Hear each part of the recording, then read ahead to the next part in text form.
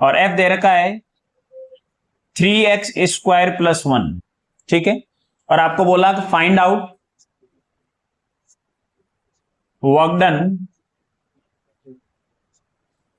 For x = 1 to x = 3 meter, ऐसा आपको given है, ठीक है। तो ये पैटर्न देख के हमें क्या समझ में आया कि सर यहां पर हमें f जो दे रखा है it is a function of x, f is a function of x, ये वाला फॉर्मेट है। सॉल्व कैसे करते हैं?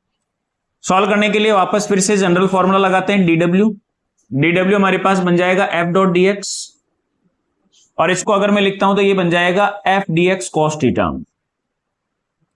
अब इस न्यूमेरिकल में कहीं पे इस थीटा का डिस्कशन नहीं है। अगर थीटा अपन को गिवन नहीं है तो बाय डिफॉल्ट अपन मान के चलेंगे कि थीटा कितना है 0, क्योंकि जिधर अपन फोर्स लगा रहे हैं हम मान रहे हैं उधर ही डिस्प्लेसमेंट हो रहा है।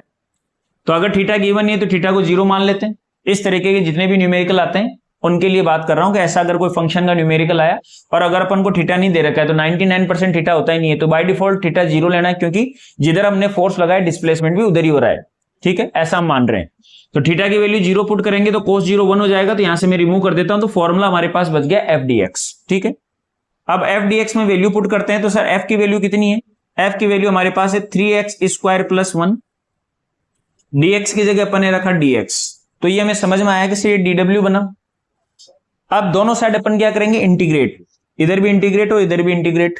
dw का तो बन जाएगा w, और इधर इंटीग्रेट करेंगे तो x की लिमिट दे रखी है, यहाँ वेरिएबल कौन है? x, और x की लिमिट अपन को दे रखी है कहां से कहां? 1 meter to 3 meter, from 1 to 3, या बेसिक इंटीग्रेशन है। 3x² का क्या हो जाएगा? 3x³ / 3, और लिमिट लग जाएगी यहां पर फ्रॉम 1 to 3, प्लस 1 dx का क्या बन जाएगा? x, और लिमिट लग जाएगी फ्रॉम 1 to 3।